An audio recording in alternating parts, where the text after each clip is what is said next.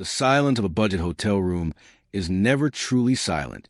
It is a thick, pressurized quiet, layered with the hum of a mini fridge, the rattling, rhythmic exhalation of the air conditioning unit, and the muffled, transient lives of strangers passing in the hallway. I was 18, alone, and 300 miles from home. I had come to New Jersey to tour Rowan University, a potential candidate for my fall semester. My parents, tied up with work and a sick grandmother, couldn't make the trip, so I was navigating the liminal spaces of adulthood on my own for the first time. I checked into a generic chain hotel, one of those beige, rectangular monoliths that look identical whether you are in Seattle or Glassboro, just as the sun was bleeding out of the sky. The day had been exhausting. By the time I returned to the hotel, it was past 8 p.m. The lobby was empty, the front desk unmanned for the moment, bathed in the sickly yellow glow of recessed lighting. I took the elevator to the 4th floor, the mechanical groan of the lift the only sound accompanying me. Room 412 was standard. 2 queen beds with stiff, white linens, a generic abstract, painting screwed into the wall, and a large window overlooking a parking lot slick with rain. I locked the deadbolt and the swing latch, a habit my father had drilled into me, and collapsed onto the bed nearest the window. I grabbed a quick dinner from a vending machine downstairs and settled in, planning to review my campus notes. The shift in the atmosphere happened at exactly 9:12 p.m. It didn't start with a sound, but with light. In the corner of the ceiling, near the entryway, a strobe light I hadn't even noticed previously exploded into life. Flash. Darkness. Flash. Darkness. It was an aggressive, blinding white pulse that turned the room into a chaotic flipbook of shadows. A second later, the sound hit. It wasn't a fire alarm. It lacked that piercing, ear-shattering shriek. This was a low, digital warble, followed by a voice that sounded synthetic, stripped of human inflection. Attention guests. Security protocol initiated. Please remain in your rooms. Lock your doors. Do not enter the hallway. This is a lockdown. I froze, a half-eaten bag of chips in my hand. Lockdown? I had grown up with school shooter drills, but a hotel lockdown was a foreign concept. My first instinct wasn't fear. It was a bizarre mix of curiosity and annoyance. I went to the window, peeling back the heavy blackout curtain to peek at the parking lot. Nothing. No squad cars. No flashing sirens. Just the wet asphalt reflecting the streetlights. The alarm cut out after a minute, but the strobe light didn't. Flash. Flash. Flash. The robotic voice returned on a loop every 30 seconds. Please remain in your rooms. This is a lockdown. I sat on the edge of the bed, the stroboscopic effect making me feel nauseous. The room would plunge into absolute shadow, then snap into blinding clarity. It distorted everything. The chair in the corner looked like a crouching beast for a split second before resolving back into furniture. The coat I'd hung on the wall hook looked like a severed torso. I checked my phone. No service. The hotel Wi-Fi was down, too. By 9:45 p.m., the novelty had worn off.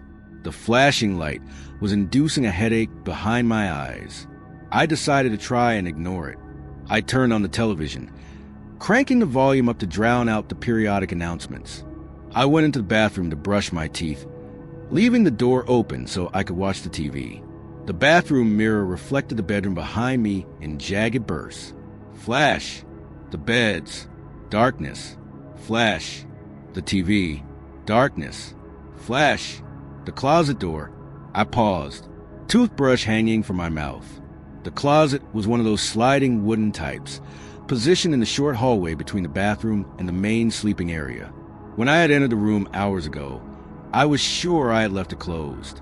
I hadn't unpacked. I was living out of my suitcase. Now, in the strobe light, it looked like it was cracked open about 2 inches. I stared at it in the mirror. Flash. It was definitely open. Darkness. I spat into the sink, rinsed, and walked back into the main room. I stood there for a moment, watching the closet door. The gap was a vertical slice of absolute blackness. Hello, I whispered, feeling foolish. Silence, save for the laugh track from the TV and the whump whump whump of my own heart rate. I sat back on the bed, pulling the duvet up to my chin. My eyes kept darting to the entryway. The strobe light was mesmerizing in the worst way. It created movement where there was none. I saw shadows dancing in the periphery of my vision, phantom shapes lunging every time the bulb ignited.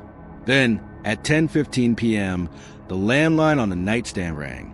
The sound was so shrill that I actually jumped. It was an old beige phone with a red light blinking in time with the ring. I picked it up. "Hello," I said, my voice trembling. "Room 412. It was a woman's voice. Breathless.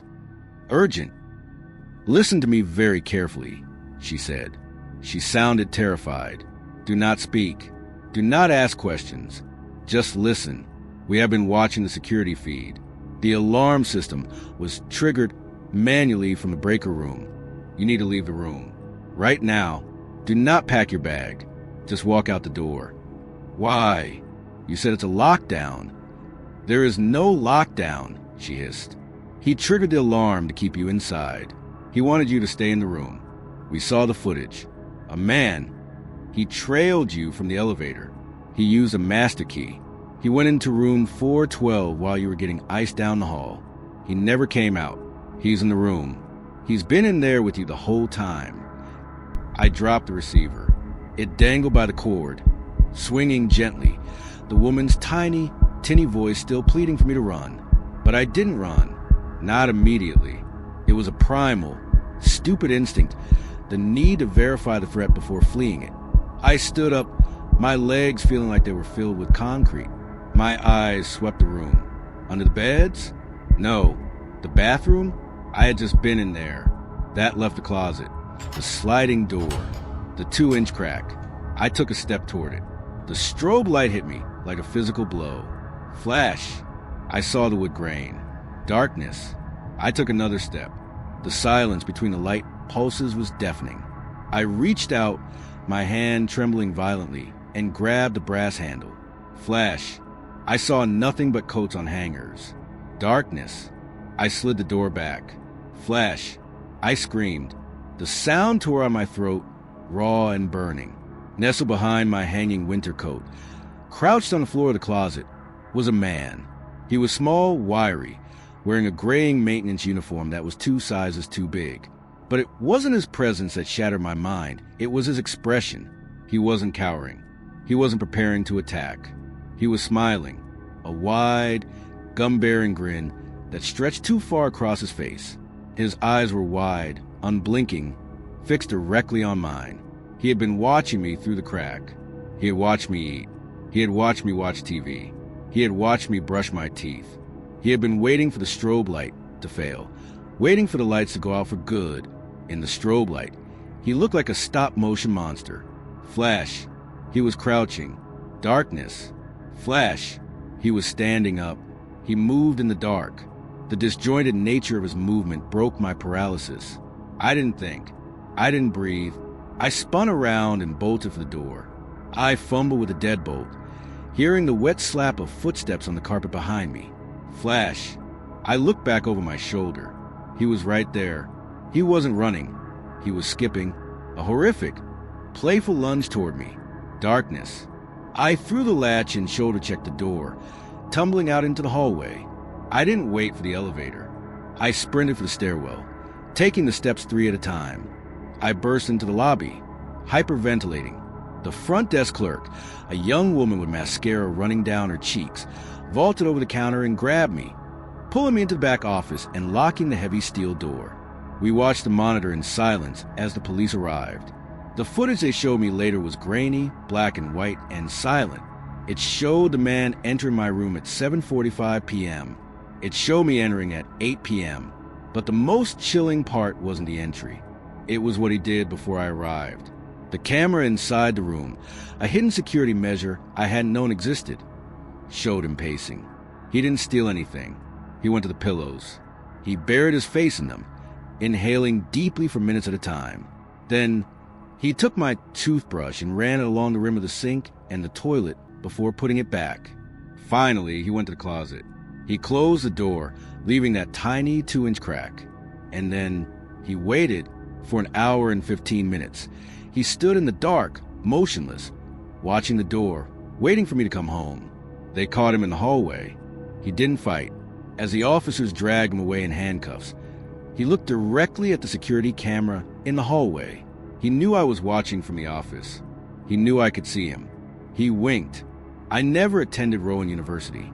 I never stayed in a hotel by myself again.